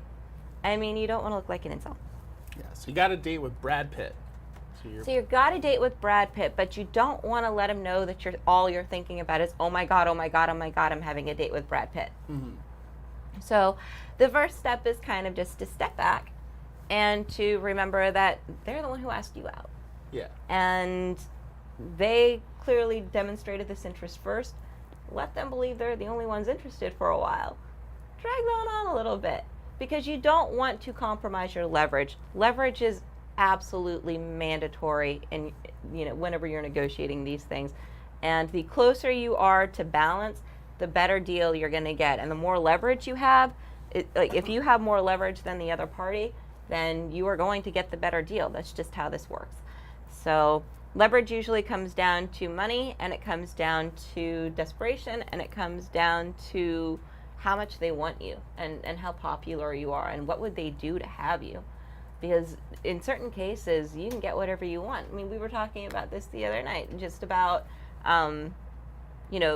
being able to to get what you ask for. Anything that you ask, because, they targeted you. So, and as I said, it's the same in dating. If they're more interested, if they come to you, Use that as leverage. Don't be too eager. Don't be too quick to say, oh, yeah, I really like you too. Let's get married. Don't freak him out. You don't want to put yourself in a position where they can just start taking you for granted. Because we've all been in those relationships. Yeah, fuck you, Brad Pitt. What do you think you could do this to me? But yeah, I mean, it's really interesting because it's such a hard thing for people to understand, because I think I was talking to a kind of newer streamer the other day, and they said because streamers approach this from the context of being fans. So when they're approached by, a game big game studio, company, yeah. like, they're like, oh my God, it's like Brad Pitt asked me out, right? It's like, oh my God, like, I deliberately use somebody outside of games because clients, yeah. and I don't want I never want to put my clients in the context of being the asshole in the situation. Yeah, and I guess to be fair, StubHub, not quite Brad Pitt, maybe more Jonah Hill. Yeah. So, we'll stick with that one. Yeah. Like, he's looking good, he's lost some weight, he's hungry, he's asking you out, you're like, this is cool. I think the term is thirsty when we're talking about the dating context. Well, not for Jonah Hill.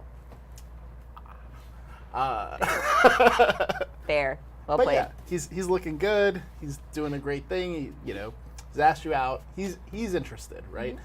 Like, it doesn't matter if you're talking to Intel, you're talking to EA, you're talking to, the biggest celebrity in the world. If they're asking you for something, then they've recognized value in you. Mm-hmm. And that's... Don't sell yourself short. That's the number one thing that clients do. That's the number one, especially, I have really nice people for clients, and they tend to sell themselves short quite often. I know that you have the same experience. Yes. Remember that this is a business, and that if they're coming to you, never be afraid to ask for more. Now, here's the better solution to that I found. Don't negotiate against yourself. Rule number 2, rule number 1, don't be desperate. Rule number 2, don't negotiate yourself. Don't be the one to set the base price or the max price. Ask them, well, how much are you willing to pay for this? Turn it on them. Make them negotiate against themselves, because they are going to be just as inclined to overpay as you are to underpay yourself. So, and yes, Kidrich is absolutely right. You're not going to get anything if you don't ask for it. And even if it's something that you ask for, and this would probably be rule number 3. Even if, let's say the date's gone really well, you really, really you seem to really hit it off, you've got a lot of chemistry, and he says, sure, I'll call you in a couple of days and let's go on another date. Like 3 days have passed and you haven't heard anything, and you're starting to get nervous, you're starting to get anxious. And then he ghosts, and he's gone, and you never see him again. Mm-hmm. Never take the word of something, never take somebody's word until it's in writing. So if somebody makes all of these promises, or let's say that, I could give you some actual examples. Let's say that you started dating, you guys have, or you're in that initial stage, or you've already entered your term sheet, or you're in the process of negotiating your term sheet, and he's making all of these promises of things that he's going to do for you, but he's not necessarily committing to it. Or even if you're asking, well, will you do that? And you'll say, well, I'll think about it. Unless it's actually in the agreement, unless it's in the term sheet, unless it's in the long form, never trust that they're actually going to follow through on it, because they have no reason to. It's not in writing. They don't need, it's not in writing. I mean, I've had exes tell me that it's not, this wasn't in writing. Well, that's solid. Yeah, This is what happens when lawyers date. Everything has to be in fucking writing. But I mean, another part of this, just to pull it back for a second, is you hear how important it is to have these things in detail and in writing. You damn well better have a contract. Oh yeah. That's you the need thing, a written contract. There's a lot of this stuff that happens on a handshake with a friend, or they send an email or have a chat, and it's very vague, and it's okay, well, I know the guy, so it's going to be fine. Mm-hmm. He said it's going to be $1,000, and I have to show up and do some stuff, right? For us, we hear that, and we hit oh my God, like where's the contract? Because if you agree, you're just like, yeah, sure, you show up. Number one, I hope you get paid because you don't have any guarantee that you're going to get paid. And number two, they can really just ask you for anything because it was so vague. You know, you're constantly going to be in these positions where you don't have leverage. It's like, hey, can you just send another tweet? Because we really want to get people to the booth. And, so I know the 5 tweets we've asked you to do already, but, just send one more. And you're like, man, there's a lot of tweets. Like, my fans are now starting to tell me I'm an asshole for tweeting so much. Now you want me to tweet again? Well, I really want that $1,000, and then a few minutes go by, a few hours go by, right? And it's like, hey, we need another tweet, Where you can, get your money up front. It's another really kind of important point, especially with the exclusion of Tencent. If you're operating outside of the U.S., especially in like China or Russia, you legit need to be careful about getting your money up front because you will probably never see it unless you do.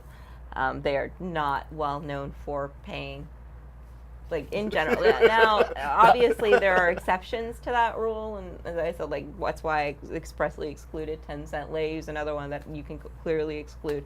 There are plenty of companies that are completely legit and that operate as much in the U.S. as they do in China or elsewhere. Those companies you can trust. Anyone with a stable revenue stream in the U.S. is probably going to pay you because you can reach their money in litigation in the U.S.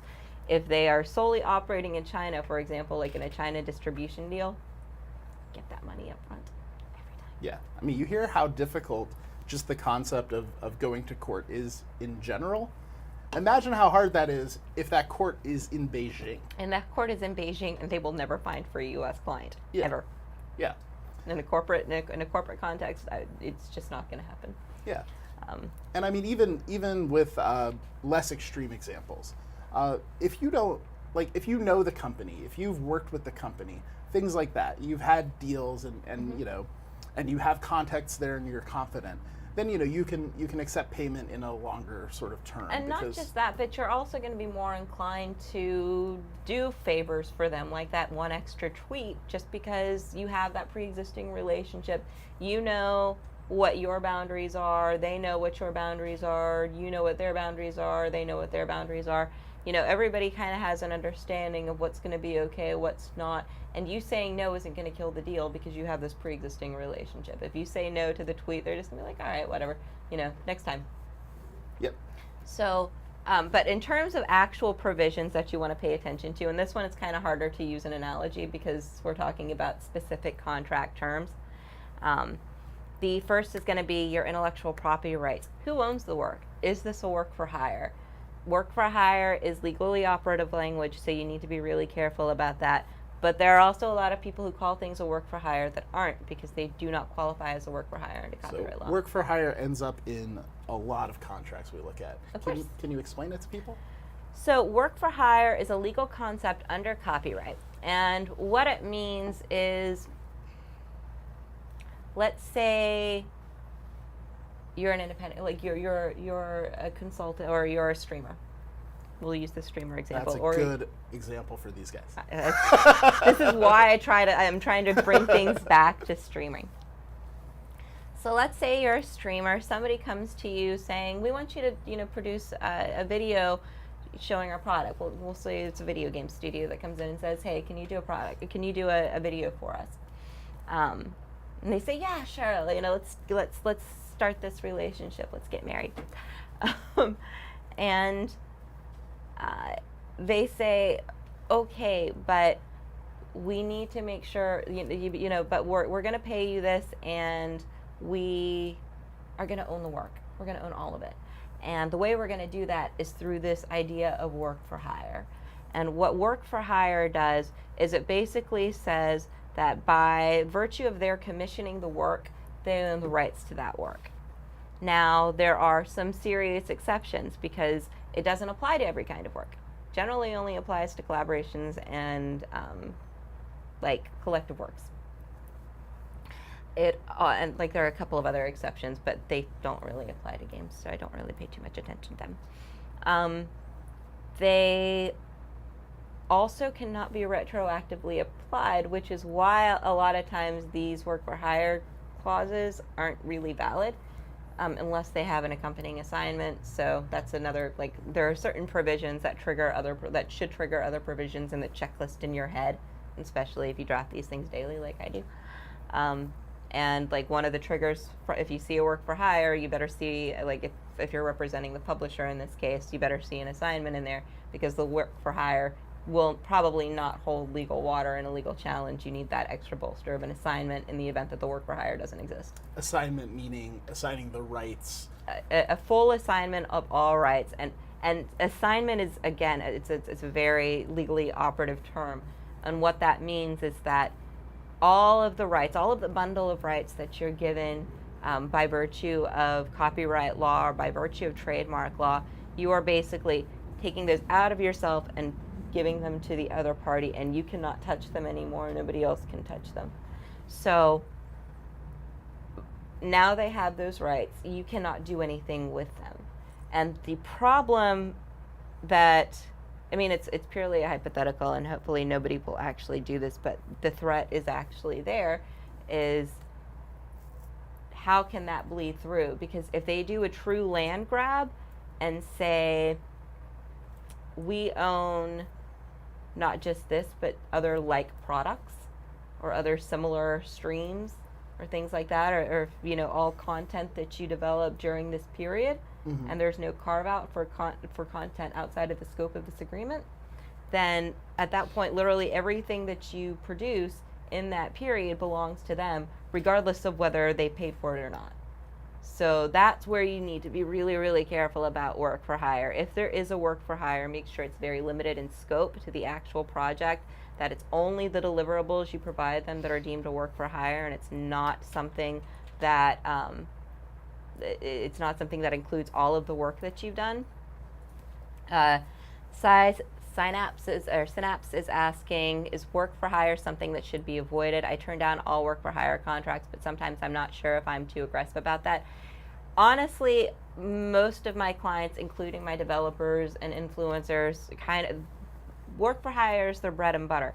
And unless you are truly married to every single video you are ever going to produce and you don't want anybody else to own the rights to that, work for hire isn't a big deal if it's a one-off.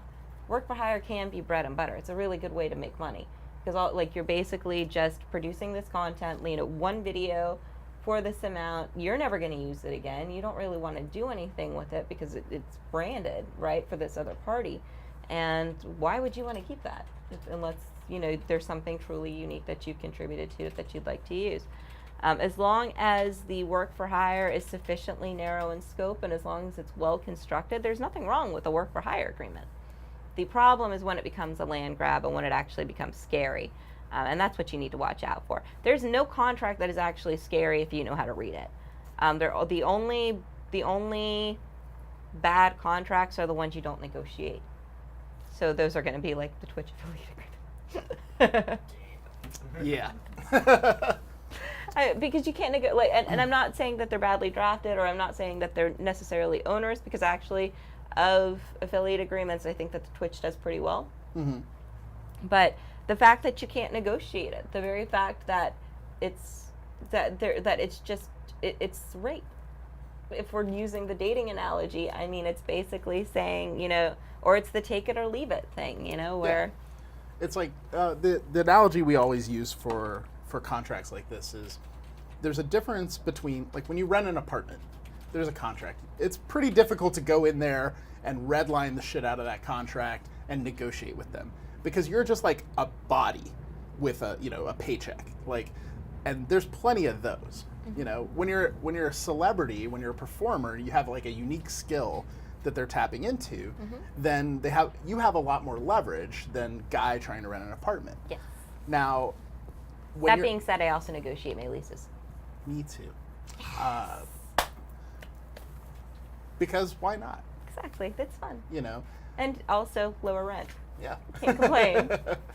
But when you look at it that way, so another thing like that we always think about too, because there are other ways to do the work that aren't work for hire, where you can retain ownership.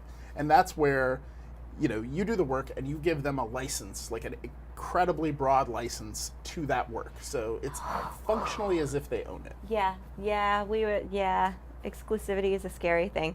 So, a couple of rules for exclusivity. Anytime you see it, be mindful, be on notice, because somebody is trying to take your shit. And that's all exclusivity is. Exclusivity is we're taking your shit. There is actually an exclusivity provision in Twitch, in the Twitch affiliate agreement, where they have a specific period of time where it's exclusive. Those kinds of exclusivity periods are generally okay when they're limited in time and place.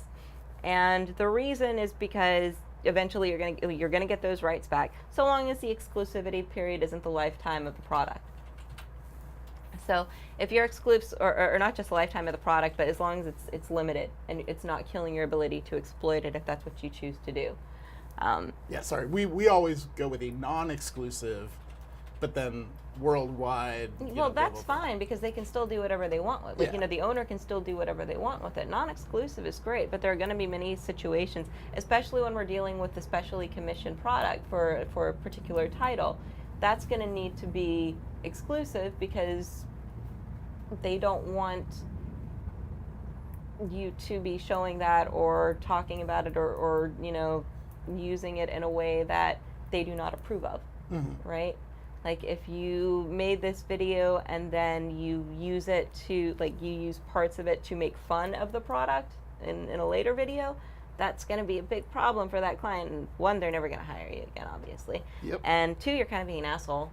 And three, that's why they want exclusivity. Yeah, Right. well, and four, a lot of times they'll have a clause in that contract about Non-disparagement. So if you were to then repurpose that to make fun of them, But a lot of contracts don't, I found, have that non-disparagement. They may have oddly non-competes. May not always have non-disparagement. yeah, I'd say we see it in some, not all. But so, like, for us, the argument we often make to companies is the content is going to remain on their channel. So the company is coming to them, asking them, hey, we want you to do kind of your normal thing, but have it be custom, about us. So we want it to go through all your normal channels and live on your channel. And sometimes they'll even stipulate that you can't delete it for a period of time or something like that. So, Negotiated those. so since they want it to live on the channel that the person owns, it's really weird that they then ask to own the content that's going to live there. That's a strange thing. And if they are asking you to host, you should not let that be exclusive. And the reason I say that is because at that point, it's not exclusive, right? Because you are the one publishing, not them. So it's not an exclusive right anymore. So ambiguities in contracts are a real problem, and you need to avoid them because they can just basically invalidate both terms.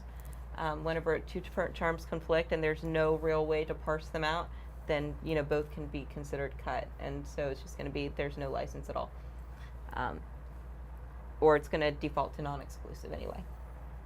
Yeah. So, in those cases, especially where you are hosting the product, then or the video, then you need to make sure that it's a non-exclusive right, just to avoid the ambiguity in the contract that could render it void or voidable. On top of that, anything you need to kind of be careful of things like sub-licensing and rights to redistribute, because you also want to be able to keep them from using your brand in other ways, and also you kind of want to make sure that it's limited to that specific product and not to all of your content. Because you'll find you'll find the exclusive you'll find the exclusive rights in one section, and then you'll find a non-exclusive rights that will apply to all of your content, and everything else that you've done or own or who you are as a human being, will be included in that non-exclusive license grant, which basically allows them to do whatever they want with your name. And so you really need to be careful about those non-exclusive provisions as well. You need to make sure that any such use requires your approval and get your acceptance prior to that use. So I kind of wanted to walk through kind of a step-by-step, and the work for hire is a really good one. Exclusivity is a really good one to pay attention to. How you calculate net is also super, super important. Some other red flags, especially concerning creative control and just being a human being, are morality clauses. Because if you say, especially in the streaming context, this is a big, big deal. because streamers are not professionally trained. Streamers do not have handlers unless you're working with Omid. Streamers are not really taught that there are certain things you can and cannot say at the cost of your popularity and the cost of your success. And there are certain things that you can say that can actually expose you and the people that you work with to legal liability. So you really need to be very careful about things like that. With a morality clause is what tells you you have to behave a particular way. You cannot be racist. You cannot, use profanity in excess. I could never get it. Excess. I could never get one of those contracts. It's the, you can only wear white on Wednesdays, stuff like that, where they basically tell you how to live your life. And, yeah, some of them are fairly brutal that we've seen. yeah. What Sorry, do I was trying to read, Romsel's question? yeah. Yeah. Should you get your contracts reviewed by multiple sources? No. Well, you can, but only if you actually think that the attorney that you hired is an idiot. Yeah, And I agree. Like, you don't want too many cooks in that kitchen. Like, we've had problems with that where we've had multiple counsel on deals, and things will go out where it's been reviewed by one attorney who really doesn't have experience in this space, and it shouldn't have gone out until it's been reviewed by us when we've cleared it. So yeah, you don't want too many cooks in that kitchen, and if you do, you need to have at least one attorney or one firm who is managing all of the others, because otherwise it's just everybody's doing their own thing, and wow, that's going to be so fucking expensive.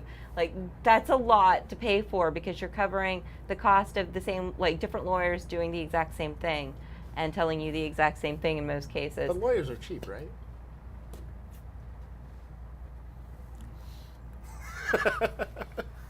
Yeah, I would echo what Mona is saying. Find a lawyer that's reputable, accredited, that hopefully you have a referral for. Has a license. Yeah, a license. Things No, like that. I'm saying this legitimately because of what we. Oh. Yeah, right? Yeah, that was a good one. Find a reputable lawyer. Take your contract or your problem to that person. Let them give you their advice or show you what it is. And if you think it's insane, you think it's wrong, you think it's bullshit, you don't like the answer, feel free to take it somewhere else, and see what they say. It's like getting a second opinion from a doctor. But it's not math. So, if we're all solving math, then we're all going to solve math the same way and get to the same numbers. Have you looked at our education system lately? Well, because I'm telling you, I cannot understand Common Core. I have no idea how to do math using Common Core. So there's a whole subset of human beings that are younger than me who do math in a completely different way, and I do not understand how they do it. I don't even know what we're talking about now. Common Core math. Yeah. Yeah. Well, we'll talk about it after the show. Yeah, that's different, but go ahead. But yeah, I mean, my point is, there's a black and white to it, right? There's a black and white in math. You're generally going to come up with the same answer. 2 regardless plus 2 of is how you do it. 4, and no matter how many expert mathematicians you take it to, you're not going to get any opinion on that. Whereas with lawyers, there are varying degrees of, they may perceive something to be more serious than something else. They may perceive the company that you're talking to be angrier or more likely to negotiate. They may know people there that can affect, how the conversation goes. There's a lot of differences between talking to lawyers that you're not going to get in something like math. So, if you just send it out to 3 people at once, number one, it's going to cost you a lot of money, and number 2, you're going to get 3 different answers. They'll probably be fairly similar if they're all good lawyers, but they're not going to be the same. And so, you don't want to.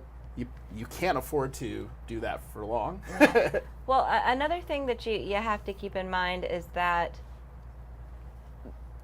different lawyers with different experiences are going to have different interpretations of how a contract provision is going to play out, because it doesn't always work out the same way. It varies from contract to contract and party to party. So they will be basing it on their experience. And let's say they've had a really hostile experience with one party for a contract like this or for a provision like that. Whereas, I may have had the absolute opposite experience with that same kind of provision from another client, and we came up with a way of negotiating it so it wasn't so harsh, instead of just cutting it out completely and possibly killing the deal. So you kind of need to be careful about that, because there are those who will be a little overzealous on contracts and won't really try to compromise. Like, they do the art of the deal negotiation, which is a deal killer in games. Like, you cannot negotiate like that in this industry, because everybody will hate you and nobody will want to work with you.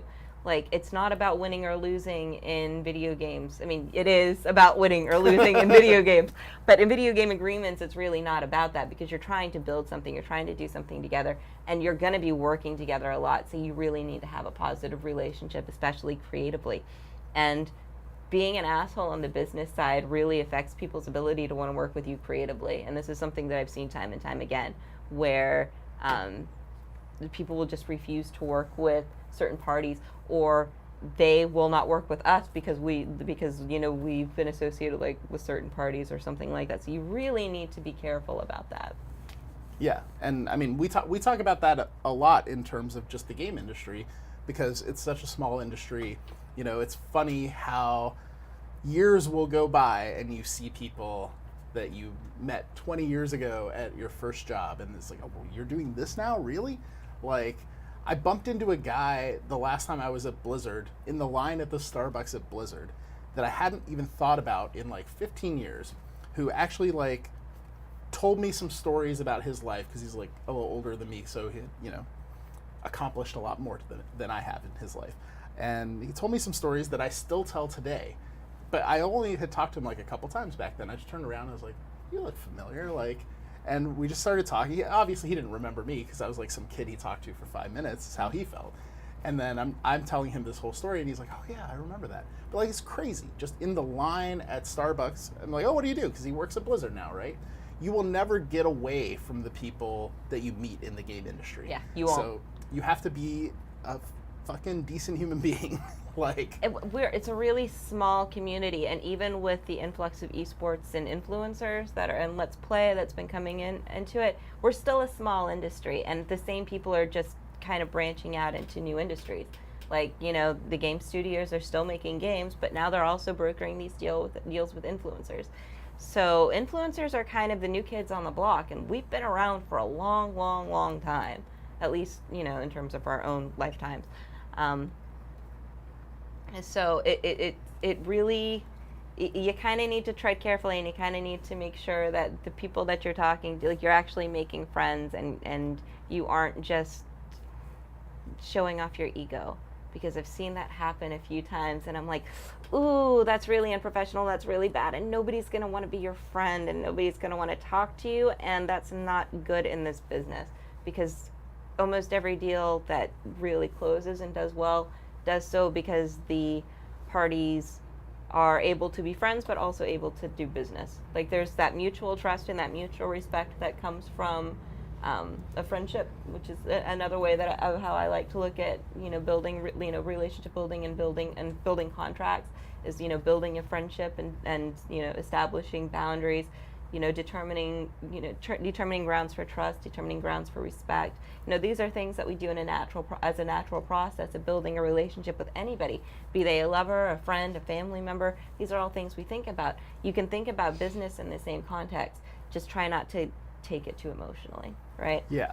Like, you have to keep it in the context of, well, this is also business. So we need to think about these terms in terms of things like finance, in terms of rights management and ownership. You can't get offended if somebody asks for something in a contract, because, like somebody says earlier, if you don't ask, you won't get. The worst you're ever going to hear is no.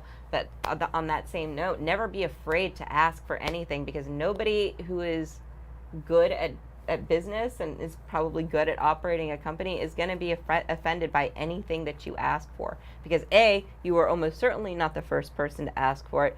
2, people have probably asked for far more.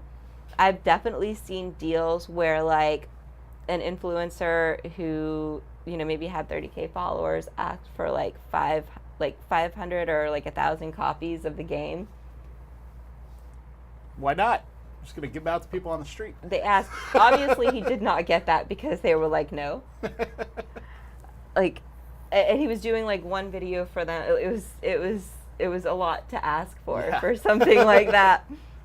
Yeah, I think. And like our publishers don't ask for that on development. Like our developers don't ask for that on publishing deals. Like we don't ask for we ask for 20 copies. Like we don't ask for 500. And we developed the fucking game. So. Yeah, I think that's an important point. Don't be afraid to ask. You also just have to be careful that what you're asking for isn't stupid or crazy unrealistic. Well, unrealistic is a good one. Also, like unreasonable, because you have to keep in mind like why, because like calculate the cost of that. Like how much are 500 copies going to cost the publisher when they could be selling those 500 copies because they have to print them, and that's a cost. So what's the cost associated with baseline, and then what's the cost associated with what they're going to lose on retail?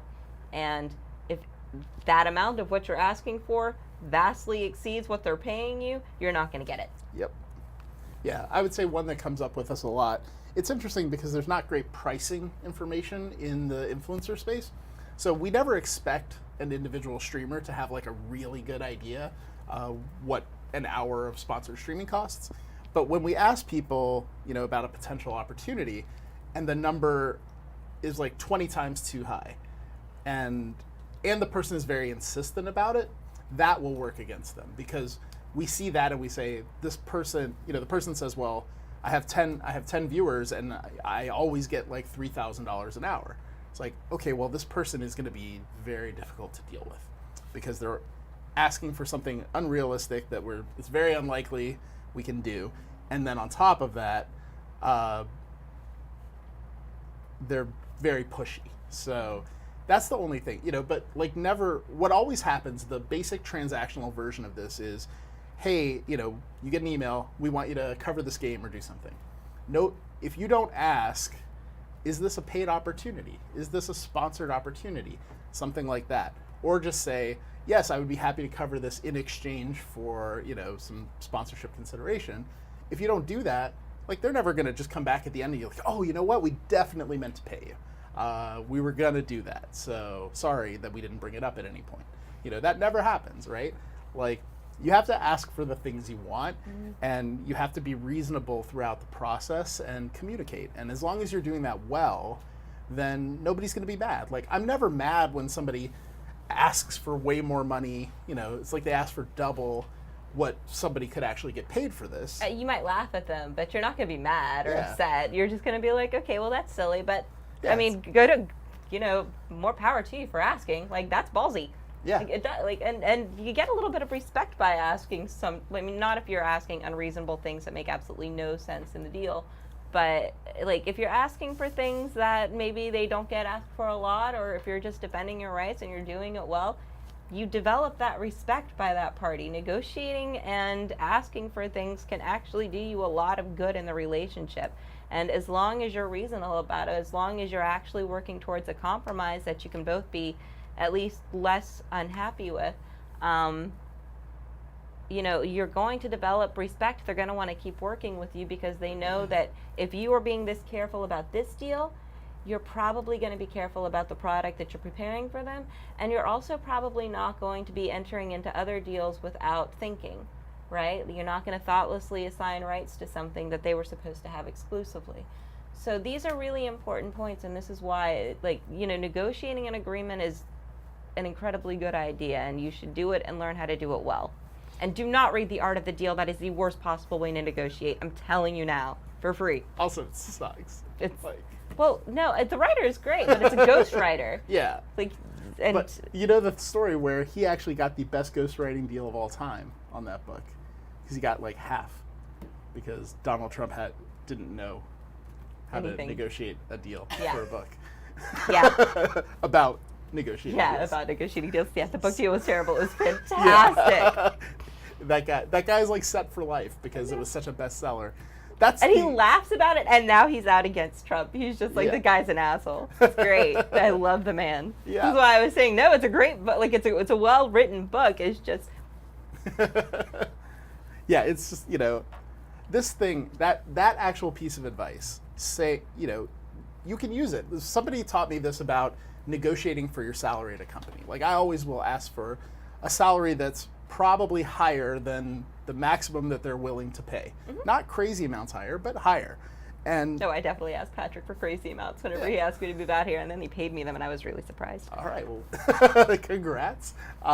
Negotiating helps. I'm telling you, negotiate your deals. You'd be surprised at what they'll say yes to. You wouldn't get it if you didn't ask. And so, the argument there, when they say, wow, that's a lot of money, say, look, you're hiring me for a role where I'm going to go out and I'm going to fight for you. I'm going to fight for every dollar. I'm going to fight for every impression. I'm going to fight for everything this company wants. Don't you want someone who's good at it? Like, if I just came in here, in this negotiation and said, oh, okay, like, that's fine, whatever you want to pay me. Yeah, it doesn't work like Like, that. how do you think I'm going to negotiate with the agency when they're trying, when they're trying to extort you? How do you think I'm going to negotiate, on how do you think I'm going to pay attention to these things, right? When the company hears that you care, that's the most powerful thing you can tell them.